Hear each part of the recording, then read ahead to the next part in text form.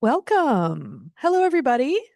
Thank you for joining us here at Community Conversations. I want to tell everybody that we are going to be in HSB 101 for the rest of the quarter. So we were only, sorry, I shouldn't move the mic away from my mouth when I talk. That's rookie mistake. We're going to be here for the rest of the quarter. We were in 123 last week, but everything else will be right here. So please join us again next week when Trey Beatty is going to talk about digging for truth, fact, fiction, and the fringes of archaeology.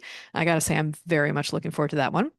But I want to introduce today's speaker. So, Mary Stone earned her bachelor's degree in sociology and French, as well as her master's in counseling from the University of Nebraska, Kearney. Additionally, she was privileged to have completed a brief study at Ukraine's University of Kyiv. During her 30-year tenure at Lower Columbia College as a counselor and instructor of human development and psychology courses, Mary was chosen by LCC students as Faculty of the Year. Upon her retirement, she was awarded Faculty Emeritus. Since retiring, Mary has been busy writing with 6 published books to her credit. Her short stories have been included in several anthologies, reviews, and magazines. While doing research was not something she especially enjoyed during college, she now loves diving into archives, records, and documents to make sure her facts for historical fiction are accurate. Mary draws inspiration for writing from history, life, and people around her, and states she has never experienced writer's block. I don't know if I believe that. Anyway, please welcome Mary Stone. Thank you, Courtney. Thank you all for being here. Can you hear me? Is the microphone fine? Okay, great. So I'm so pleased to see you at Community Conversations. This whole series has some wonderful, wonderful topics. So I hope that you will come back next Thursday for what Courtney just said. Okay, so maybe I better be careful here. Is that too loud? Okay. The mystery genre has been entertaining readers for years. Edgar Allan Poe was a master of writing mystery, with works such as his short story, The Murders on the Rue Morgue from 1841. A good mystery has certain literary elements to intensify the suspense and to build up to a big finale. In a second, we're going to look at those. But today, the topic is, as you see, Silent Pleas, The Making of a Mystery. When my book, Silent Pleas, came out in June, your esteemed professor of chemistry, Dr. Adam Wolfer, contacted me and suggested that I get a hold of Dr. Courtney Shaw to present for this series. So thank you both, Adam, and thank you, Courtney, for having me today. So what does Silent Pleas have to do with mystery? Well, it's a mystery, suspense, slash a little bit of romance in there. Not your cookie cutter, he ripped the bodice off her. It's not that kind of romance at all. So it takes place in our community, and especially in a mansion around Lake Sacagawea, Cavachon Mansion. The mansion is a figment of my imagination, as are each of the characters. But some of the venues around in the book are very real. For example, there's something that takes place in Wahkiakum County. There's something that takes place, a scene in Vault Books and Brew in Castle Rock. There's a scene that takes place in the Red Canoe parking lot. So as you read the book, you will find that you're recognizing some of these places that are mentioned. So I'm going to give you a little bit about the book. So some of you have read it, some of you have not. So Venice Cambriole is the protagonist, and she owns estate treasures. Now, as owner of estate treasures, she comes in and she liquidates estates. Well, she's jogging around Lake Sacagawea and getting out of the range here. Okay. She's jogging around Lake Sacagawea, and she sees Cavachon Mansion across the boulevard, and she's intrigued with it. Of course, she's been by before, but she's especially intrigued today. She thinks, you know what? I wonder if reclusive owner Ophelia Wentworth would be interested in some antiques that I have acquired through my estate business. And especially, I have a piece that would fit perfectly in that bay window on the second story. So she jogs across the boulevard. She gets up to the door. She's just about ready to knock, but pauses. She looks down and she sees that she has perspiration-stained shorts. She backs up and says, you know what, I better come back when I'm a little bit more professional looking. I'll just go on back to my apartment. Well, the closest way is to go around the side of the house to the alley to get back to her apartment. So as she goes around to the side, she pauses at the side of the mansion and she looks inside. She sees who she assumes is Ophelia Wentworth sitting on a sofa. And just momentarily, their gazes lock. And it looks like there's a pleading look in Ophelia's eyes, but she's not quite sure what that is or if she's misinterpreted. So she dismisses it and goes back on down the alley to home. But as she's entering the alley, she hears a gunshot. Oh, that can't be. Not in this wonderful community. This is especially wonderful part of town. Must be a car backfiring. So she goes on home. The next day, when she's coming back around, she sees yellow crime scene tape around Cavachon Mansion. And she's just mortified. Maybe she did hear a gunshot last evening. So that's just a little bit of background of where we're going today. So in short, Venice lands the contract, excuse me, to liquidate the mansion. Venice put it in her will, should she become deceased or incapacitated, either one, she wanted the entire contents liquidated from her mansion. Why? You'll find out if you read the book.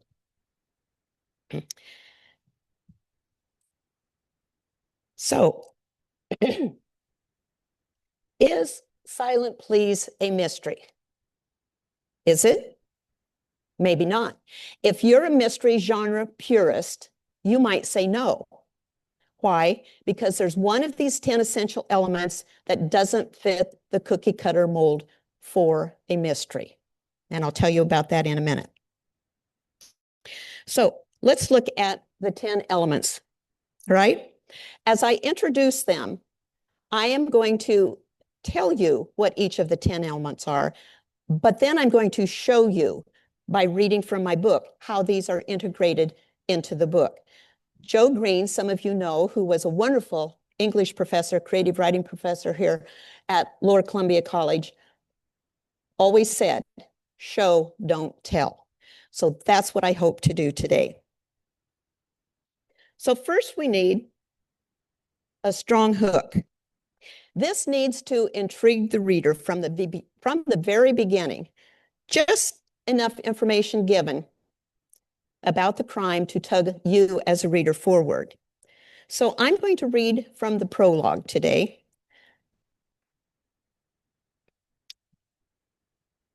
Mountain Vista Convalescent Home, Longview, Washington.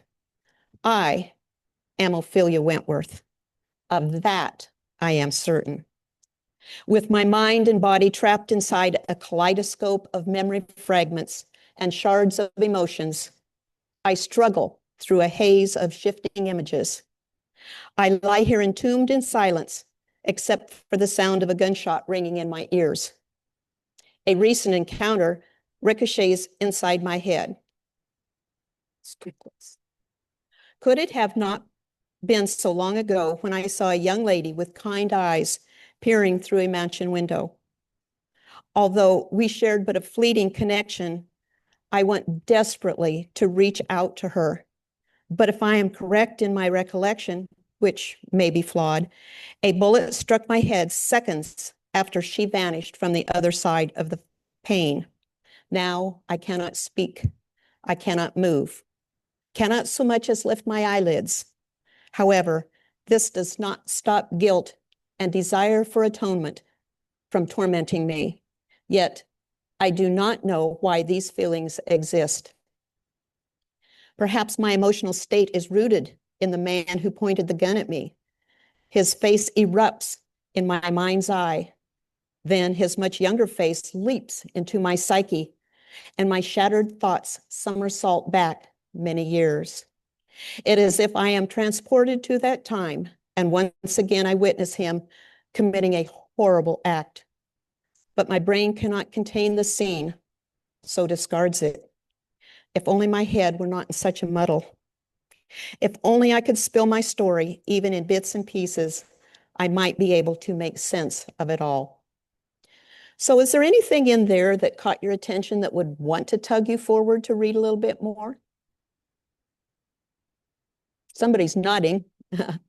Okay, well, hopefully. I mean, that was the point. That was my idea. Yes, yes. Thank you. Thank you, David. Okay, so the second essential element is atmospheric setting. Mysteries need to create an uneasy mood through the setting to support apprehension or fear. I mentioned the story takes place primarily in a mansion along Lake Sacagawea. In the following scene, Venice enters Cabochon for the very first time after securing the contract to liquidate it.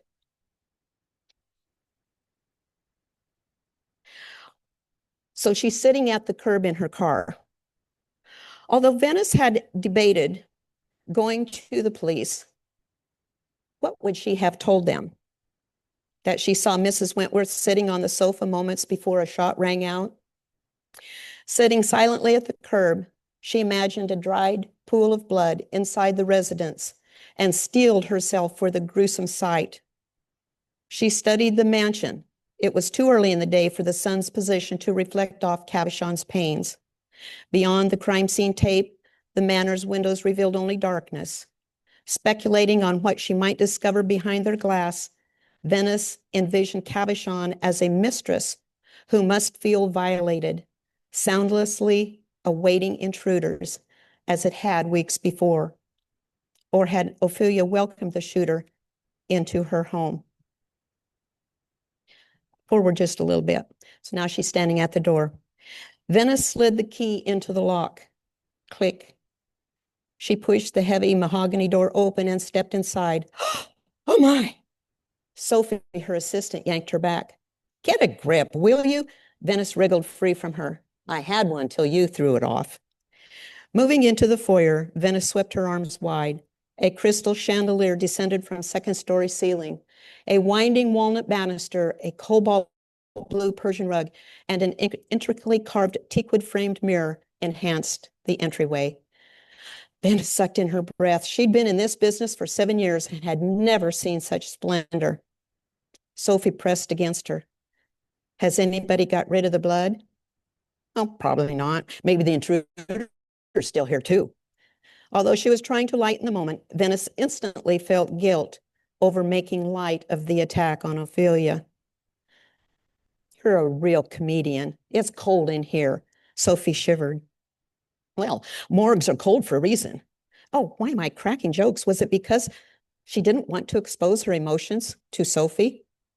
Or was it to soften consequences of the circumstances? Sophie says, I don't know why I put up with your cruelty. Stinks in here too. Venice lifted a clump of dark, limp stems from a vase of fetid water. Sophie held her nose. Venice tried not to inhale too deeply. Sophie choked. I have a bad feeling about this place. So, what in these brief paragraphs stirs an uneasiness within you? Anything? You can talk to me.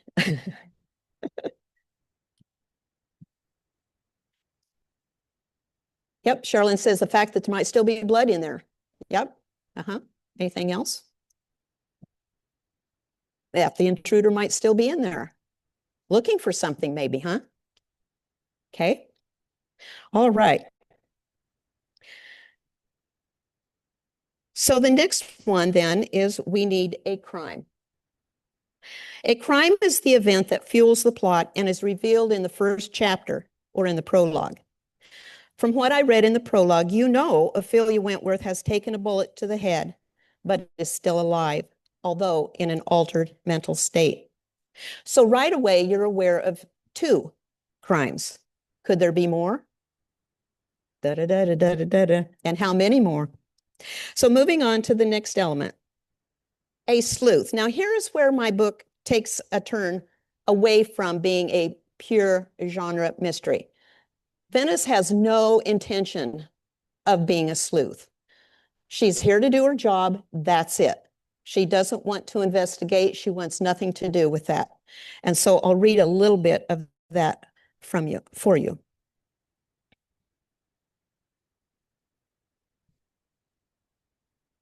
Sophie eyed Venice. What I don't get is if the neighbor saw somebody lurking around, why didn't she call the police? Poor old Mrs. Wentworth suffered the whole night with a bullet in her head before her errand boy found her barely alive the next morning. At any rate, what if we uncover something to solve the crime? Venice had heard of a fellow estate liquidator who had discovered proof of a murder. That woman, in her early 40s, didn't live long after coming across the evidence. Venice forced a swallow. We're here to prepare Cabochon's contents for sale. She had to focus. So there's where it veers away from that.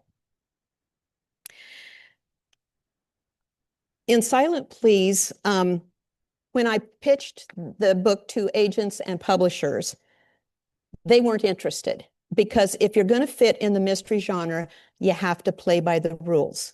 There has to be a sleuth. There has to be a sleuth from the very beginning. Even in cozy mysteries, that has to be there. So they rejected my manuscript, which is why I went to self-publication. I'm going to talk to you a little bit more about that in a minute. So even though Venice isn't interested in playing the sleuth, she is interested in knowing more about Ophelia. And she does come across some of Ophelia's journals and her writings. And so intrigued by this, Venice is tugged a little bit forward. So I want to read from one of Ophelia's journal entries. This is written by Ophelia when she's in Seattle. The goose egg on my head is a reminder of my blackout at the governor's mansion in Olympia. I am sore all over, but most bothersome are recurring headaches and a spotty recollection of that evening. The doctor assured me the amnesia will slowly give way to memory. Although I hope so, something inside me warns against revisiting that night. Wyatt, who she attended the governor's mansion with him, phones me at least 3 times a day and stops by my apartment in the evening. He blames himself for not being at my side when I fell. This morning, sifting through a stack of unread Seattle Times, I came upon this article. Murder victim's newborn doing well. Although oxygen deprived before the delivery, the baby snatched from his deceased mother continues to thrive. Allie Riggins was in labor at the time of her murder at the governor's mansion last week. Mrs. Riggins' parents, unable to care for the infant, have put the now week-old baby up for adoption. After interviewing everyone in attendance at the mansion the evening of the murder, police have no suspects in the killing, nor any leads on the identity of the child's father. So who is Allie Riggins? Why was she killed? Who killed her? What is there about that incident that caused Ophelia to have amnesia? And what happened to that baby boy? So next we need a villain. A mystery is often called a whodunit because the culprit is unknown until he or she is caught towards the end. The story follows their movements until the criminal's identity is revealed. In another journal entry, Ophelia writes of a man who her husband, now she's married to Wyatt, brings home for dinner.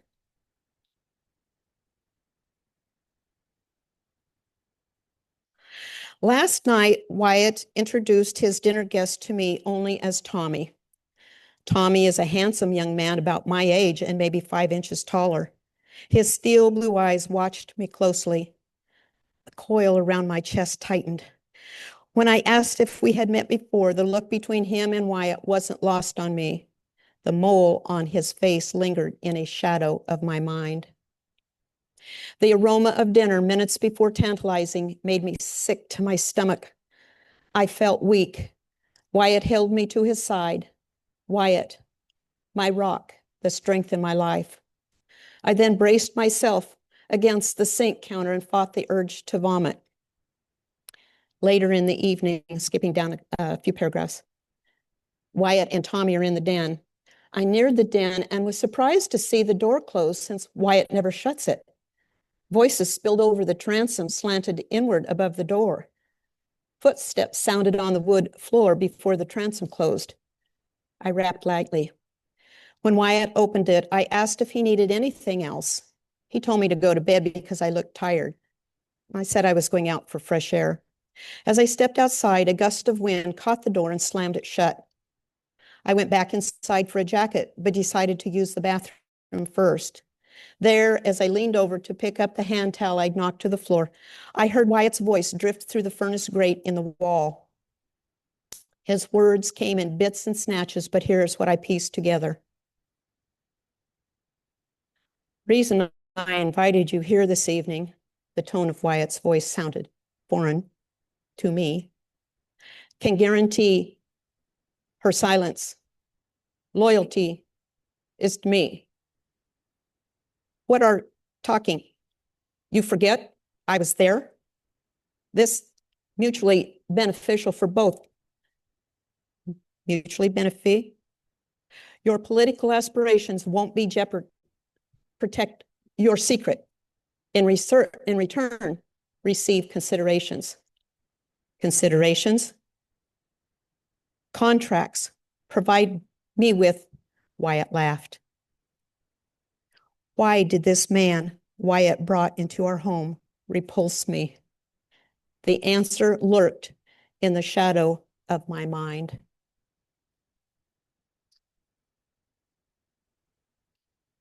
So can Tommy be the villain, or is Wyatt the villain? Or is there another villain? Well, I'm not going to tell you. So if so, what are the crimes Tommy committed if it is his? Is he the one years later then that buried that bullet in Ophelia's head? Next, we need narrative momentum. A mystery plot is in constant motion. The pacing will quicken the closer the plot moves toward the climax and the reader finds out who done it. So when J.A. Jance spoke to Lower Columbia College many years ago, anybody a J.A. Jance fan? Okay.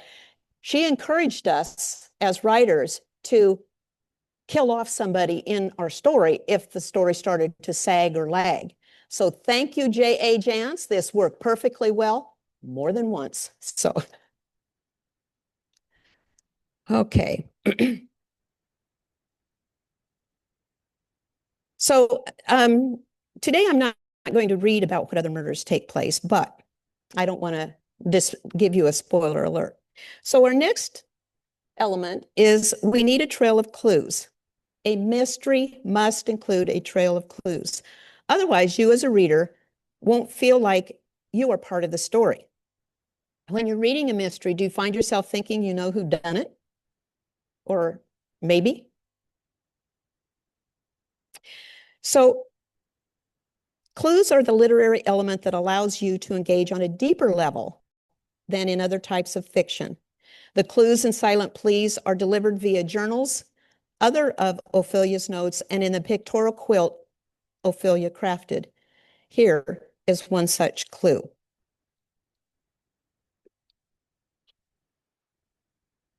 Now, this is a journal she wrote after they moved to Longview. How could I not have known all these years? I have known, but didn't permit recollection of the horrific act or my failure to stop it.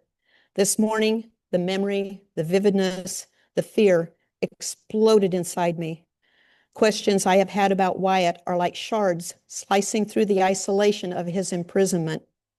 Truth was lost in the pretentiousness of his protection. His generosity of art, antiques, and jewels now shout of the blackmail he used to ensure my silence. So there were some clues in there. I don't know if you got them, but you haven't been reading all the way through, so you may not know for sure. So even though Venice did not set out to solve the mystery of what happened to Ophelia, she's now determined to discover what these words from her journal mean. Next, we must have foreshadowing. Foreshadowing is a hint or clue sometimes delivered through character dialogue, or in the case of when I read that the look that passed between Ophelia's husband Wyatt and the dinner guest Tommy was not lost on Ophelia. Just a very slight thing, but that is a foreshadowing. But let me take you back to Ophelia's very first encounter with Wyatt. So this is when she just meets him for the first time. Today in Safeway, a man bumped a mound of oranges, spilling them to the floor. As I bent to help, my head collided with his knee. He apologized and introduced himself as Wyatt Wentworth. Oh, I thought he looked like Robert Duvall. May I repay you with dinner? He asked. Of course, I was wary of his forwardness, but with silver hair fringing his baseball cap, he looked distinguished, respectable, and surely harmless with the law-abiding name of Wyatt. He promised to pick me up at 7. All afternoon, my tummy twittered. When evening came, I slipped into my Walmart slacks and a red turtleneck sweater. Since this wasn't a date, I didn't bother to shower for the second time today or apply fresh makeup. I assumed Wyatt would wear the Wranglers he had on earlier. Wyatt arrived in a cobalt blue Jaguar. Seeing him in a suit and tie, I felt foolish. When I opened the door, Wyatt held out a bundle. I thought dinner and this might express my appreciation for your help with the renegade oranges. Caught in a whirlwind of emotions, sadness that this wasn't David, my deceased husband, fear of the unknown of this someone else, I instantly dreaded the evening ahead. I didn't realize this was a date, I said, feeling even more awkward when neither of us spoke. I haven't been out with a gentleman since my husband passed away, I finally said. I told him it had been several years, but didn't give details. He said he hadn't been out with a lady since his last divorce and suggested we start over. I took the bundle and went to the bedroom, put the gown on. I stared into the mirror, astonished at my transformation and at the apparel, which must have cost a fortune. David would never have been so presumptuous as to do this for a woman he just met. What kind of a man does this? More importantly, and even as I write, I wonder what kind of a woman am I to accept such a gift? I enjoyed the evening before it came to a close quicker than I would have imagined. Wyatt walked me to my door, thanked me again, and then left without trying to kiss me. Oh, I savor how alive I feel and realize I have been numb for too many years. Wearing a frown, David appeared at the foot of my bed. He mouthed, "Be very careful." Wyatt's words before he left me at the door echoed, "You're too trusting. How do you know I'm not a serial rapist? That said, please know I will never let any harm come to you. Trust me, Ophelia."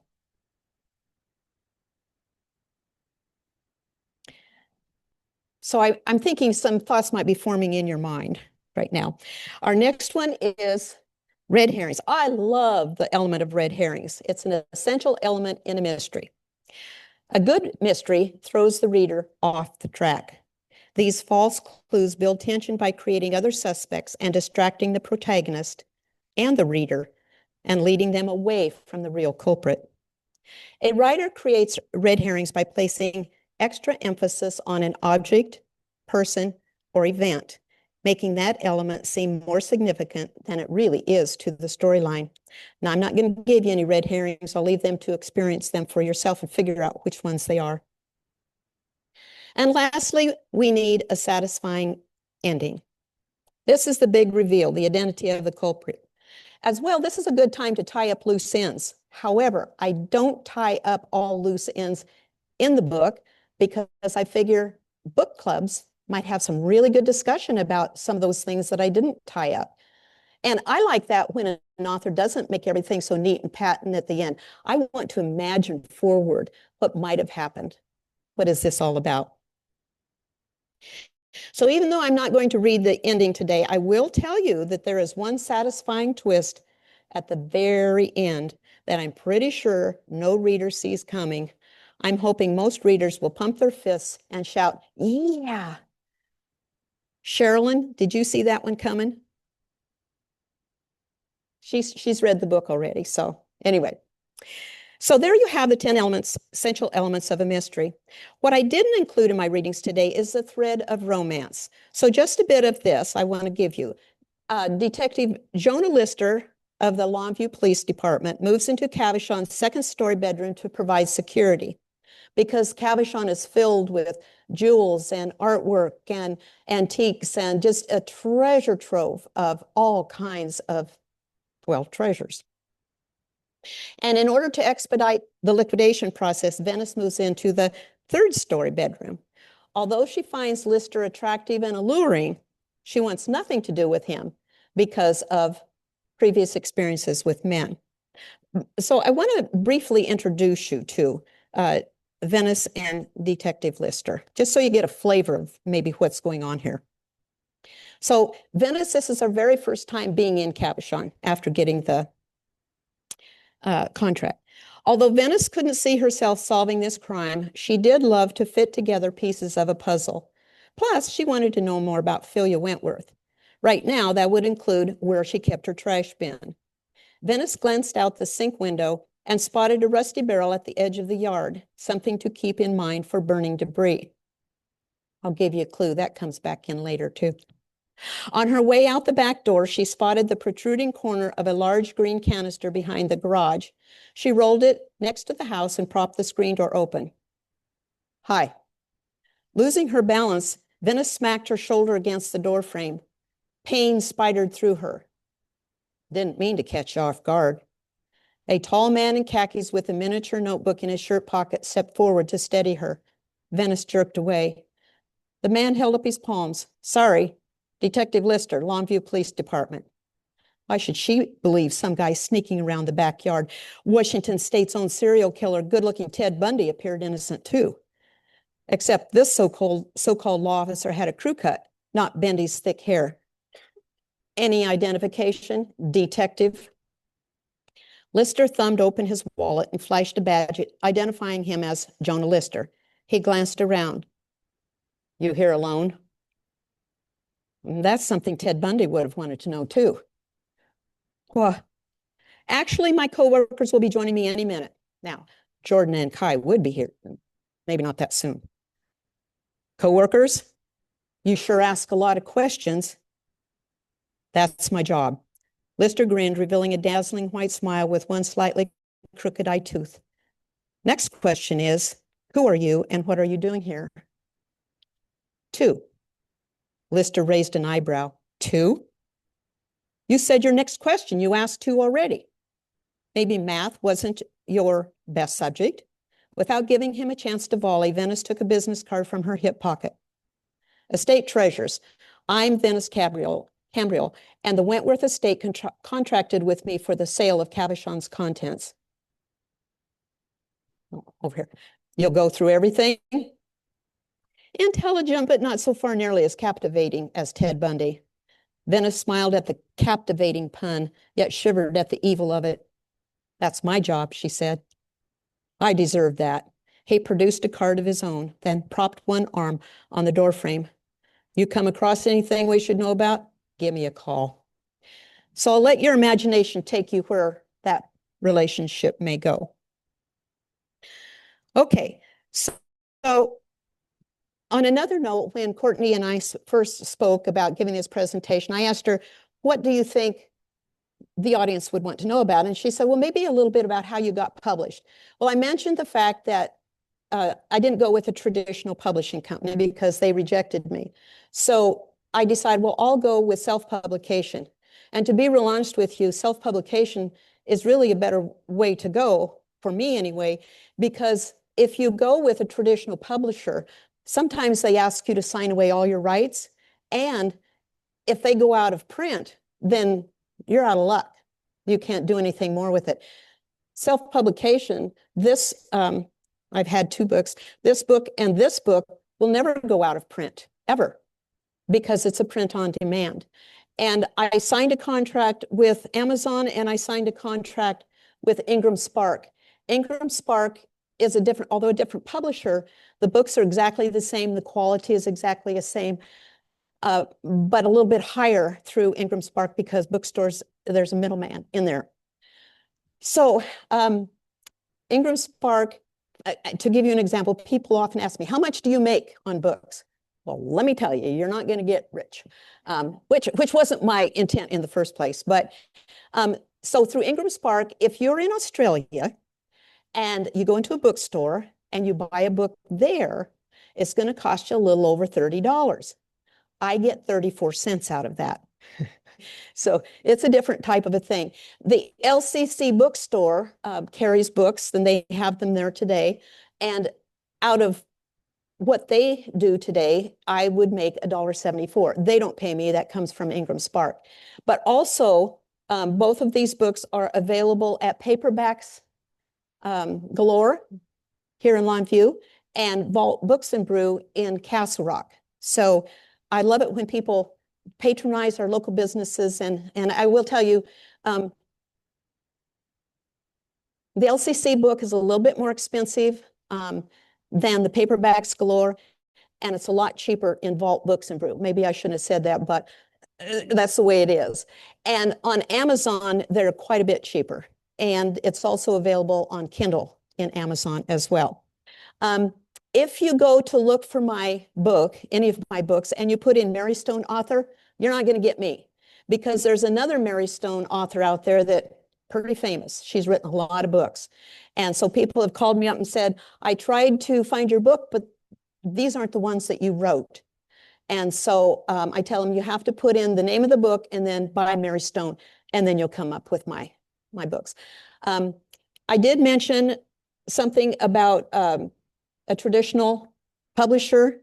I did get offered a contract by a traditional publisher, Historia Books, who was going to publish through Alfred and Highsmith for my book, The Innocents at Home. This came out in 2024, excuse me, I'm way behind.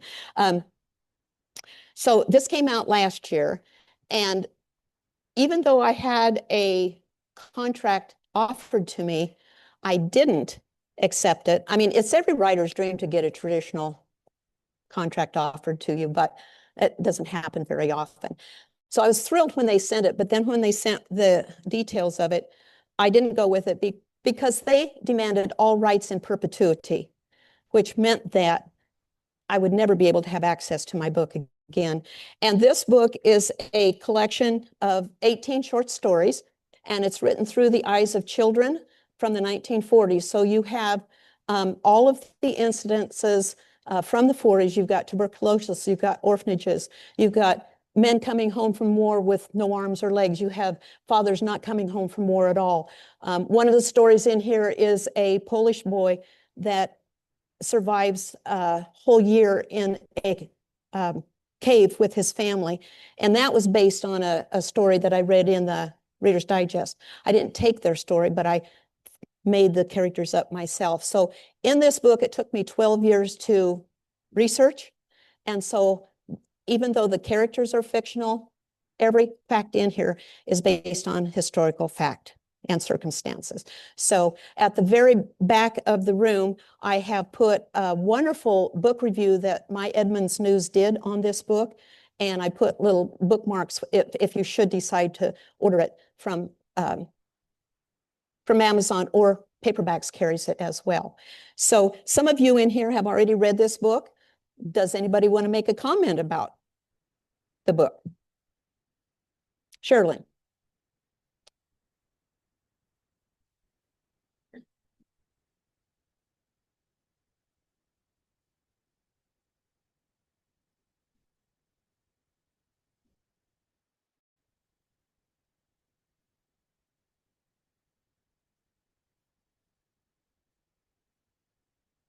Okay, now you're talking about Silent Pleas?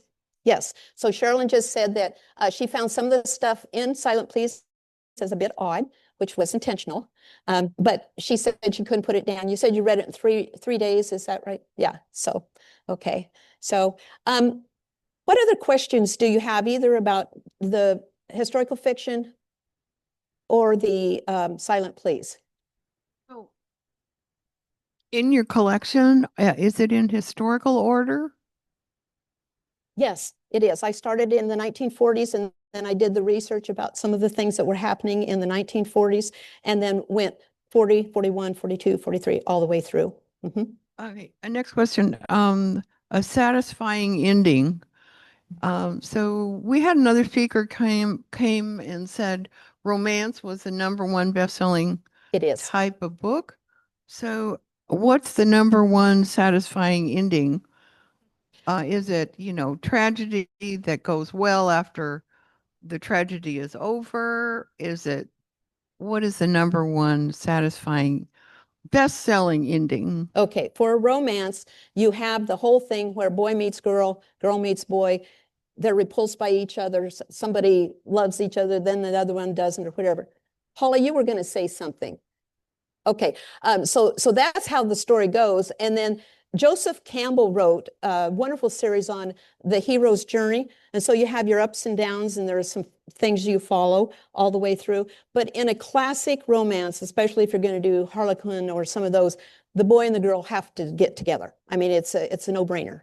And they're going to walk off into the sunset happily ever after. For a series? Okay, the question is, how about a crime? Is it best to leave it open-ended for a series?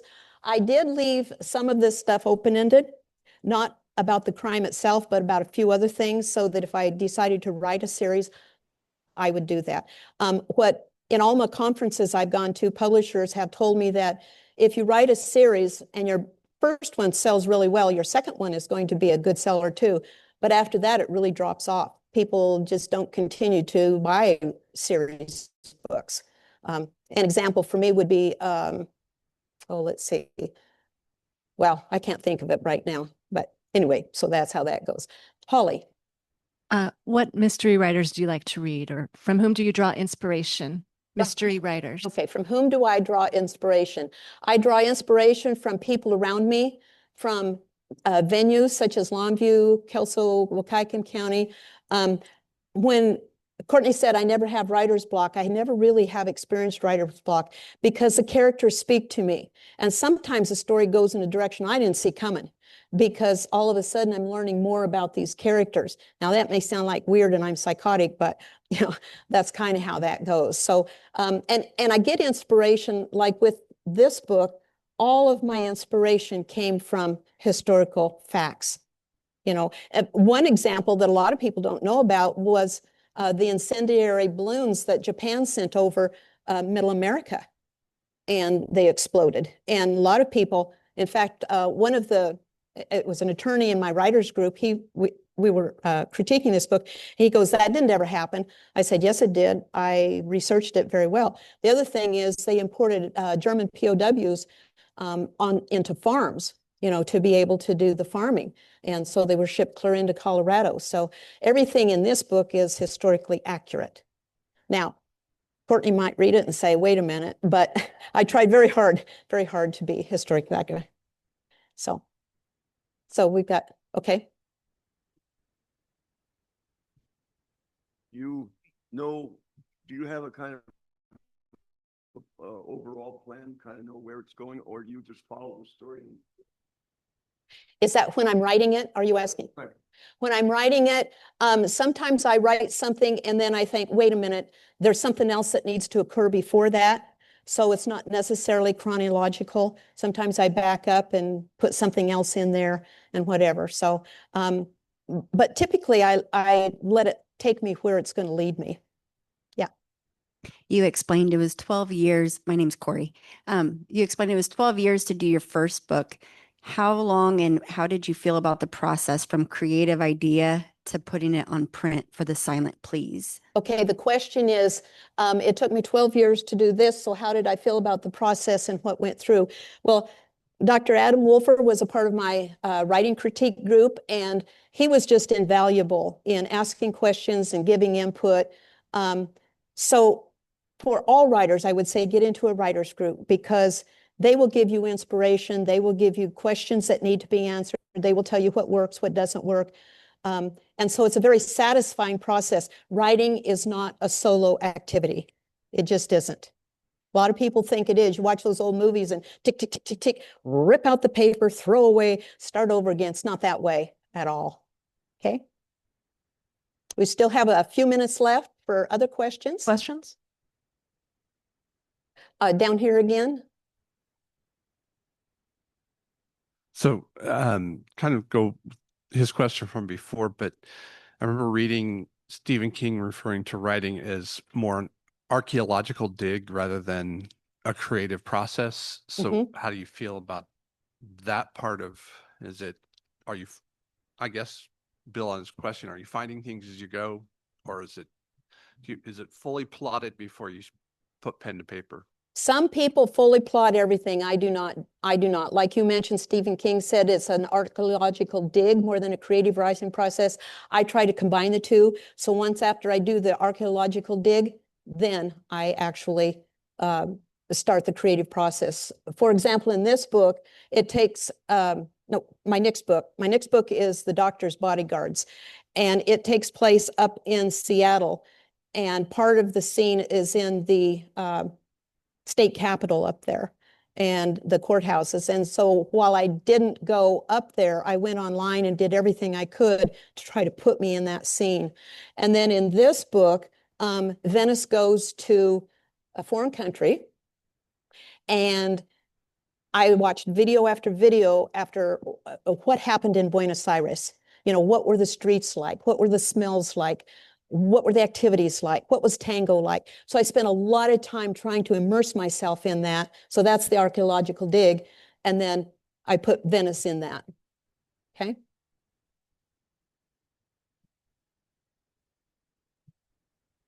You got one more question. So as I've been reading books most recently, a lot of them are forward and back. In other words, they tell you something and they say, well, and then this could happen in the future. And then they take you back 10 years to modify the plot or give you new information that was more synced up to the beginning of the story. But it seems to me, 50 years ago, they used to just go through and tell you the story.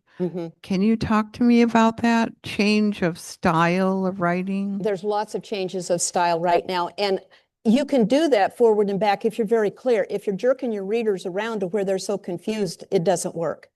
It just doesn't work. So this kind of goes back a little bit, but I make it very clear because they're Ophelia's journals. And so you can follow it that way because her story is in the past through her journals. So I make that pretty clear. So I think Yeah. Okay, thank you all for being a great audience. And like I said, this book is in the bookstore over at LCC, paperbacks galore, Vaults Book and Brew, and Amazon.com. So. And we do have the bookstore has a table right outside. Oh, they the do. store, Okay, so okay, thank you. Go pick one up there if you'd like to. And I'll go out and sign if you want to buy out there. So thank you, Courtney, very much. Thank you, Mary, and thank you for all for coming. Yeah.